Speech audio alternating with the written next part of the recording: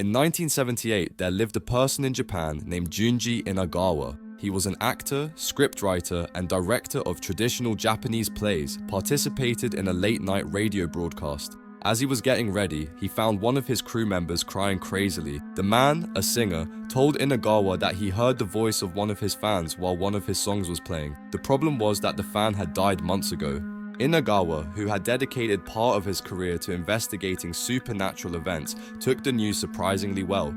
He decided to take the show's director back home in a taxi since the man was still shaken by the incident at the radio station. As they drove through the streets, Inagawa saw something strange. A little girl wearing a red kimono. At first she seemed normal, but then she started to levitate and float towards him. Neither the director nor the taxi driver saw anything. Junji forgetted this event and was busy in his life.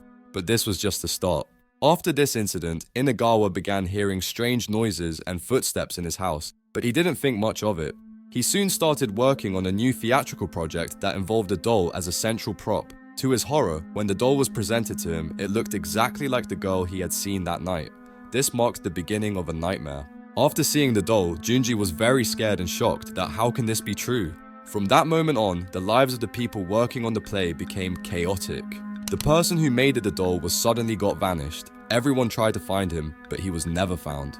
Another person who was the writer of the play, his house get burned down and nothing was left, just ashes of the house. The incident does not stop here. Another person from the play who was in charge and getting ready the clothes of the doll, his brother got into serious accident. It could be a coincidence, but there were too many incidents during rehearsals, injuring several crew members, with most of the injuries affecting their right hand and right knee. The actors in the play said that their tongue was twisting, they cannot say their dialogue properly, and they were feeling paralyzed. Inagawa knew that there was something wrong with the doll. Worried about his crew's well-being, Inagawa took the doll to various temples and shrines. Eventually, the doll was placed in a coffin, and things seemed to improve. The play went on, and it seemed that everything would be okay. However, the day after the play ended, Inagawa's father died suddenly. The puppeteer, Mr. Maeno, took the doll home after the play was over. His mental health declined significantly during this time. In 1979, a TV station discovered the story of the doll and invited Inagawa and Mr. Maeno for an interview. This is when things took an even stranger turn. During the episode, lights fell, technical malfunctions occurred, and both the crew and the audience felt an overwhelming sense of unease. Maeno spoke to the doll as if it were a living person.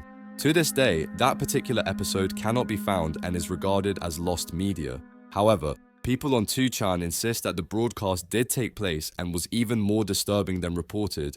Many viewers called the show, inquiring about the identity of a child seen standing next to the doll. No child was present on the set. While some might attribute this to mass hysteria or the Mandela effect, screenshots of the program do exist. Inagawa later appeared in other TV programs, but he brought a replica of the doll with him. During a planned appearance, the producer located the doll maker hiding in a mountain, sculpting Buddha statues. An interview was planned, but strange events began happening again, and the project was scrapped.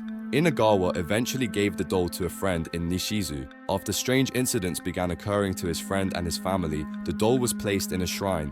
Eventually, it was reported that the doll vanished, and no one knows where it is to this day. Inagawa still talks about the whole ordeal and fears that the doll will return to his life someday. And yes, remember, in the face of darkness, faith in God can light the way, trust in His protection, and fear no evil. Go on, like the video, subscribe the channel, and share for more videos.